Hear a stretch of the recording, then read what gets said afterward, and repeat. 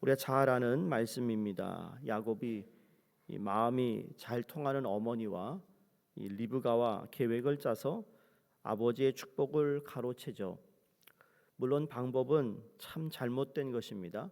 근데 한 가지 확실한 것, 야곱에서 찾는 것은 그의 열심이었습니다. 열심이 없으면 이런 일도 하려 들지 않았을 겁니다. 다른 사람이 아무리 뭐라고 하더라도 이 야곱은 남다른 열심이 있었습니다. 참 야곱이 열심히 살았잖아요. 삼촌 집에 가서도 열심히 산 그 모습을 보면 그 열정이 있었다라는 겁니다. 그래서 형과 거래를 하죠. 팥죽으로 하나님의 은혜를 사려고 했습니다. 그리고 에서보다 특별한 이 열심이 그 축복을 가로채게 했습니다. 야곱의 생각이 오늘날 믿는 사람들의 생각일 수도 있습니다. 야곱의 생각이 무엇인가 하면 이렇게 하기만 하면 하나님께서 자기를 축복하실 것이라는 생각입니다. 그런 생각 안 해보셨나요? 내가 이렇게 하면 하나님이 주실 거다. 근데 나타난 결과는 그것이 아니었습니다. 하나님을 대적하고 있는 에서가 전혀 영향을 받지 않았을 뿐더러 오히려 화를 내고 분을 내며 당당하게 야곱을 잡아 죽이려고 그를 쫓아갑니다. 그것도 그래서 야곱이 쫓겨나잖아요. 근데 쫓겨난 것도 그냥 쫓겨난 것이 아니라 완전히 그 지역에서 거짓말쟁이 사기꾼으로 몰려 쫓겨납니다. 그 결과로 형 에서는 모든 것을 차지했고 안방에 누워 있는 반면에 야곱은 추운 그 광야에 그것도 돌베개를 베고 누워 있는 것이 오늘 말씀의 배경입니다. 야곱은 하나님의 은혜와 축복을 받으려면 무언가 받을 만한 건덕지가 있어야 한다고 생각했습니다. 오늘 믿는 사람들 가운데 이런 생각을 하는 사람들이 아직도 있다라는 겁니다. 하나님의 은혜를 구하지 않고 내가 무언가 열심히 하면 하나님이 열심히 한 것처럼, 마치 우리 유교나 우리 옛날 어른들이 그릇에 물 담아 놓고 달빛 밑에서 비나이다 비나이다 열심히 내가 공을 들이면 신이 나에게 은총을 베풀 것이다. 여러분, 그렇게 생각한다면 우리는 기독교를 너무 모르는 겁니다. 지금 야곱은 하나님의 축복을 가지고 거래하려고 했습니다. 돈을 주고 사든지 팥죽을 주고 사든지 어쨌든 흥정을 하려 했다라는 거죠. 다시 말해서 자신의 노력으로 하나님의 축복을 차지하려고 했습니다. 물어볼게요. 여러분, 하나님의 축복을 내가 열심히 뭔가 하면 차지할 수 있는 것인가요? 그렇게 생각하시나요? 그건 또 다른 주제가 되겠지만, 지금 야곱은 형 에서를 속인 것은 어떻게 보면 사기지만 또 어떻게 보면 엄청난 노력과 열정이라고도 말할 수 있습니다. 열심이 없었다면 어떻게 변장을 하고 음성을 바꾸면서까지 축복을 받으려고 할 수 있었겠어요? 그러나 하나님의 축복은 절대로 흥정의 대상이 되지 못한다는 겁니다. 하나님의 축복은 돈으로도 살 수 없습니다. 내 공로로도 살 수 없습니다. 여러분, 하나님의 축복은요, 거저 주시는 겁니다. 언제 거저 주시는가? 모든 수식어와 가면들을 다 벗어버리고 진정한 자신의 모습을 가지고 하나님 앞에 나타날 때 하나님이 우리에게 주시는 것이라는 거예요. 부모와 자식이 거래를 한다. 혹시 그런 거래 해보신 적 있으세요? 자식이 와서 아버지 이렇게 하면 내가 이렇게 하겠다고 어떤 큰 걸 가지고 어떤 거래를 한 자식이 있나요? 아니면 부모가 자식이 부모를 잘 좀 따랐으면 좋겠어 어렸을 때부터 자식에게 흥정하잖아요. 어떤 흥정하죠? 너 이번에 100점 맞아오면 네가 좋아하는 게임기 사줄게. 제가 그런 얘기합니다. 절대로 아이들에게 어렸을 때 흥정하지 말라고요. 그건 나쁜 교육입니다. 자녀는 부모에게 순종해야 할 거고요. 부모는 자녀를 인격적으로 대해줘야 할 책임이 다 있습니다. 근데 흥정하는 순간 그때부터 부모를 어떻게 보죠? 부모로 보지 않습니다. 뭔가 얻어낼 수 있는 하나의 대상으로 보기 시작합니다. 그리고 나중엔 누가 속죠? 절대로 아이가 속지 않습니다. 부모가 속아요. 지금 속으셨잖아. 지금까지 부모가 자식이 그랬어요. 요번만 잘할게요. 다시는 안 그럴게요. 지금 몇십 년째 속고 계세요. 이걸 보면 흥정이라는 거 참 좋은 거 아니라는 거예요. 근데 그런 것이 우리에게 배겨 있어요. 그래서 하나님과 흥정할 수 있다는 생각을 한다는 거죠. 왜? 세상은 다 흥정으로 되니까. 하나님, 이 헌금 보통 헌금 아닌 거 아시죠? 제가 지금 이 평범한 봉사가 아닙니다. 이렇게 흥정을 한다는 겁니다. 흥정하러 올라가는 기도원에 가는 사람도 많습니다. 오늘날. 그러나 하나님을 만날 때는 그럴 때가 아니라는 거예요. 언제 하나님을 만날까요? 인생 밑바닥에 내려던져서 나는 하나님 앞에 내놓을 것이 아무것도 없구나. 나는 하나님 앞에 티끌과도 같구나 라는 것을 깨달을 때입니다. 하나님의 축복은 이처럼 하나님과 나의 관계를 바로 알 때 시작됩니다. 내가 어떤 존재인가를 정말 다시 내 자신을 바라볼 때, 내 정체가 어떻게 됐는지 정체성을 확실히 알고 있을 때, 모든 만물을 지으신 창조주시고 나는 피조물에 불과하다라는 것을 깨달을 때, 내가 누구인지 모르고 하나님 어떤 분이시도 바로 알지 못하면 신앙도 없고 축복도 없는 겁니다. 모든 것을 다 잃고 먼지와 흙 속에 누워있는 야곱, 맹수나 형으로부터 자신을 지켜줄 만한 것이 하나도 없는 야곱, 이것이 하나님 앞에서 그의 바른 모습이었습니다. 가면을 벗은 거예요. 하나님은 거기에서 그를 만나 주셨고 비전을 보여주셨고 그에게 아브라함 그 할아버지 때 주셨던 그 축복을 다시 상기시켜 주시고 그에게 두려워하지 말라, 내가 너와 함께하고 있다고 말씀하고 있습니다. 자, 오늘 야곱이 본 환상이 12절에서 13절 상반절에 나오잖아요. 하나님께서 야곱에게 사닥다리의 환상을 보여주십니다. 야곱이 본 것은 사닥다리였어요. 오늘날 우리가 생각하는 그 긴 사닥다리일 수도 있겠지만 오늘 보니까 천사가 오르락 내리락 한다는 거 보니까 어쩌면 계단 형식일 수도 있습니다. 그렇다면 하나님께서 야곱에게 보여주신 이 환상의 의미가 무엇일까? 근데 이 사닥다리는 하늘과 땅을 연결하고 있다라는 것이 특징입니다. 죄로 죽어있는 이 세상과 영원한 하나님의 축복 세계를 연결하고 있는 다리예요. 매개체라는 거예요. 왜 이런 환상을 야곱에게 보여주셨는가? 그럼 하나님이 원하시는 게 무엇일까요? 서로 떨어져 불화 상태에 있는 하늘과 땅을 연결하는 것을 이 사닥다리로 표현하고 있는데 누구를 통해 그렇게 하시겠다라는 거죠? 야곱을 통해서 그렇게 하시겠다고 보여주고 있습니다. 야곱이 어떤 사람이죠? 사기꾼, 거짓말쟁이, 쫓겨난 인생에 정말 밑바닥을 치고 있는 그런 야곱인데 이것이 바로 하나님이 야곱에게 주시겠다는 축복의 내용입니다. 여러분, 하늘과 땅이 연결된 것이 어디입니까? 이 땅이 하늘과 땅이 연결된 거 어딜까요? 하늘과 땅, 이 땅에 살지만 영원한 하나님과의 어떤 교제를 이루는 것이 어딜까요? 여러분 지금 어디에 앉아 계시죠?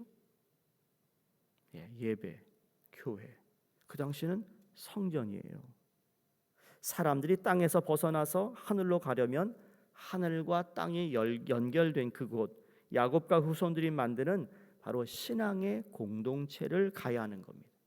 하나님께서 지금 야곱에게 환상으로 보여주고 계시는 것은 성전의 환상인데 지금 하나님과 사람 사이를 분리시키고 있는 것이 단지 하늘이라는 것이, 이 공간이라는 것이 아니라 하나님과 사람 사이를 분리시키고 있는 것이 죄다, 교만이다. 지금까지 하나님께서 생각하고 계신 것은 이 교만과 죄가 해결되어 하나님과 사람의 교제가 회복되는 이것이 축복이라고 말씀하고 있습니다. 그러니까 야곱에게 너와 나와의 관계가 회복되는 이곳이 축복이고 바로 이 축복을 통하여 내가 너를 지키고 너와 함께하며 그 아브라함에게 약속했던 복을 너에게 허락하겠다라는 하나님의 메시지였다라는 거죠. 예수님께서 신약성경에 보면 나다네엘을 만났을 때 하신 말씀이 이겁니다. 요한복음 1장 50절 51절인데 여호와께서 대답하여 가라사대 내가 너를 무화과 나무 아래서 보았다므로 믿느냐? 이보다 더 큰 일을 보리라. 그러면서 또 가라사대 진실로 진실로 너희에게 이르노니 하늘이 열리고 하나님의 사자들이 인자 위에 오르락 내리락 하는 것을 보리라. 예수님께서 야곱이 환상 가운데 보았던 이 성전의 꿈이 바로 자신을 통하여 성취될 것이라고 말씀하고 있는 겁니다. 여러분, 인간의 가장 큰 숙제가 무엇이죠? 어떻게 하늘과 땅을 연결하느냐입니다. 어떻게 하늘과 땅처럼 나뉘어 있는 두 세계를 연결해서 서로 하나가 되어 교제하게 할 수 있느냐라는 것이죠. 이것은 야곱이 할 수 있는 일이 아니라 하늘과 땅을 연결하기 위해서는 누군가가 하늘에서 내려와야 하는 겁니다. 그것도 그냥 내려오면 안 됩니다. 하늘과 땅을 화해시킨 후에 다시 하늘로 올라가야만 합니다. 감히 누가 이 일을 할 수 있을까요? 사도 바울이 에베소서 4장에 이렇게 말합니다. 바로 예수님이 바로 그분이라고 밝히고 있습니다. 그러니까 지금 야곱이 사닥다리에서 선사가 오르락내리락 하는 것은 이미 하나님께서 아브라함에게 너를 통하여 너의 후손을 통해 내가 복을 줄 것이고 저 바닷가의 모래알처럼 저 밤하늘의 별처럼 축복을 주는데 그 이유가 그냥 너희들이 이뻐서가 아니라는 거예요. 너의 후손 중에 태어날 예수 그리스도가 정말 하늘과 땅을 연결하는 구세주로 임할 것을 위해 내가 너를 축복하고 너와 함께하고 너를 보호해 주겠다고 말씀하고 있습니다. 믿으세요? 우리가 예수 그리스도를 믿고 있다라는 건 그런 겁니다. 오늘 우리가 예배를 드린다는 것이 그거예요. 이 땅에 정말 모든 것이 다 하늘과 땅은 사라지지만 영원한 하나님의 나라와 연결하는 곳이 바로 하나님을 예배하는 것이고 하나님이 거하시는 곳이라는 거예요. 그러니까 야곱은 에서만 제거되고 아버지만 정신을 좀 똑바로 차리면 내게 축복 주셨으니까 그 축복 내가 다시 거둘 수 있지 않는 걸까? 그래서 에서를 제거했다고 생각하는 순간 그것이 문제가 아니라는 사실을 알게 됩니다. 하늘과 땅이 분리되어 있다는 것을 깨달았습니다. 하늘과 땅만큼이나 사람과 하나님 사이가 멀었고 그 사이를 죄와 교만이 가득 채우고 있다는 것을 깨달은 것이죠. 하나님께서 우리 죄인과 하나님의 영원한 세계를 연결할 다리를 이미 생각해 놓으셨어요. 그건 예수 그리스도를 통하여서 교회에 나와 하나님을 알게 되고 믿게 되고 예수 그리스도를 통하여서 하나님과 나와를 화목시켜 주신 그 모임의 장소, 여러분 바로 그 교회, 하나님의 거룩한 공동체. 여러분 이 공동체가 그래서 너무나도 중요한 거예요. 솔로 크리스찬은 없어요. 2000년이 지나면서 교회가 얼마나 많은 어려움이 있었으면 그럼에도 불구하고 하나님은 절대로 교회 망하게 하신 적이 없어요. 그래서 나중에 야곱의 이름이 이스라엘로 바뀌는 겁니다. 바로 그 공동체를 말씀합니다. 야곱은 개인의 이름인데 이스라엘은 이제 하나님이 택한 민족으로서의 이스라엘이라고 부름을 받게 됩니다. 때로는 하나님이 야곱이라고 말하다가 때로는 이스라엘이라고 부를 때도 있습니다. 그건 정신 차리라는 거죠. 너 혼자만의 삶이 아니라 공동체의 삶. 그래서 창세기를 보시면 이 공동체라는 것이 자주 나옵니다. 공동체라는 단어가 자주 나오는 것이 아니라 하나님이 얼마나 공동체를 귀하게 여기는가. 오늘 하나님의 다리가 놓여 있는 것이 바로 하나님의 백성들이 모여 있으며 성령으로 예배드리는 교회입니다. 여기가 바로 하늘과 땅이 맞닿는 곳이고 바로 여기에서 하나님께 나아갈 수 있으며 바로 여기에서 우리의 죄를 고백하고 용서받을 수 있으며 바로 여기에서 우리는 하나님의 무한한 능력을 간구할 수 있는 것입니다. 잠자기 전에 평범했던 장소가 깨어난 후에 하나님을 만난 특별한 장소로 변합니다. 그래서 야곱은 하나님의 집, 하늘의 문이라고 고백합니다. 그 장소에 실제로 집이 존재했거나 진짜 문이 있었던 것은 아니잖아요. 하지만 야곱은 그곳에서 하늘에 계신 하나님을 보았고 야곱은 그곳에서 하나님을 만날 수 있는 하나님의 집이 되었고 야곱에게 그것은 하늘로 올라갈 수 있는 하늘의 문이 되었다라는 것을 깨닫는 것입니다. 야곱에게 그것은 하나님을 예배하는 성소가 되었어요. 그래서 베고 잤던 돌을 기둥으로 세우고 12돌을 가져다가 그리고 그 위에 기름을 붓습니다. 야곱이 베고 잤던 베개가 제단이 되었다는 얘기입니다. 제단 위에 기름을 예물로 드린 것이라는 거죠. 이 투박하게 만들어진 제단에서 야곱은 하나님의 나타나심을 기념합니다. 그리고 그것은 하나님에 대한 헌신을 표현하는 예배가 됩니다. 여러분, 성경에서 자주 등장하는 공통점이 있어요. 하나님을 만나 경험한 깨달음에 있는 순간마다 하나님께 제단을 쌓았다라는 거예요. 그걸 영어로 spiritual mark라고 합니다. 뭔가 표대를 세워놓는 것, 마크예요, 마크. 그래서 그걸 바라보며 그걸 지나갈 때마다 하나님 그때 나를 이렇게 말씀하셨지. 이게 우리의 삶에 많을수록 좋은 겁니다. 왜? 하나님이 나와 함께 하셨다라는 것을 되돌아봐도 보고 보이고, 그래서 그 과거에 나와 함께 하신 하나님을 지금 어려운 환경을 지나갈 때 넉넉히 이길 수 있는 여유가 생기고 믿음이 생기기 때문입니다. 우리 모두는 각자의 베델이 있을 것입니다. 하나님을 만난 그곳, 그 자리에서 우리는 하나님을 함께 하심을 경험했던 것이 있을 것입니다. 그 은혜를 기억하며 우리는 그분을 예배하며 살아갑니다. 변하는 것은 아무것도 없지만, 그 모든 것을 다르게 만들 수 있는 것, 달라지는 것은 아무것도 없지만 달라지지 않은 모든 것을 바꿀 수 있는 것, 그것이 하나님이 함께 하심입니다. 그것이 베델입니다. 베델이 여러분의 삶 속에 계속되어 이루어지기를 주의 이름으로 축원드립니다. 기도하겠습니다. 하나님 아버지, 감사합니다.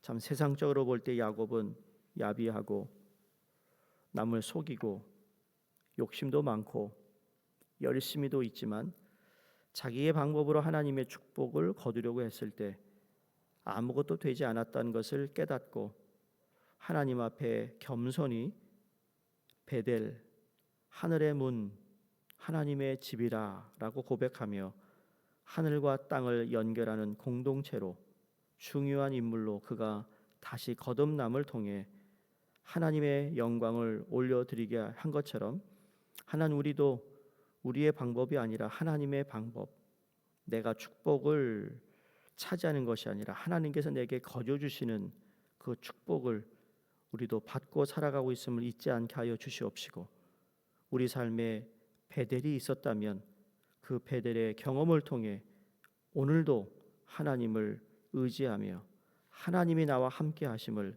믿고 살아가게 하여 주시옵소서. 하나님, 우리가 모여 예배 드리는 곳마다 시간마다 하늘과 땅이 연결되는 복된 시간 되게 하여 주시옵시고, 하나님과 우리 사이 막힌 담이 죄로 말미암아 참 어둡지만 예수 그리스도가 그 모든 것을 깨시고 우리를 열어주셔서 하나님과 화목하게 하신 놀라운 축복에 감사와 감사가 이어지도록 도와주시옵소서. 감사드리며 예수 그리스도 이름으로 기도드립니다. 아멘. 우리 함께 합심하여 기도합니다. 하나님께서 우리가 허락하신 우리 교회의 모든 사역을 위해 기도해 주시기 바랍니다. 특별히 이제 구역 모임이 시작이 되는데 각 구역마다 하나님께서 구역장님과 부구역장님과 모든 구역원들이 한 마음을 주셔서 모임에 힘쓰게 하여 주시옵소서. 기도해 주시고요. 또 이번 주에 있을 모든 예배를 위해 기도해 주시고, 또 오늘은 우리 중앙아시아권 선교를 위해 키르기스탄과 방글라데시와 알바니아의 선교사를 위해서 함께 기도하겠습니다. 할렐루야. 하나님 아버지 감사합니다.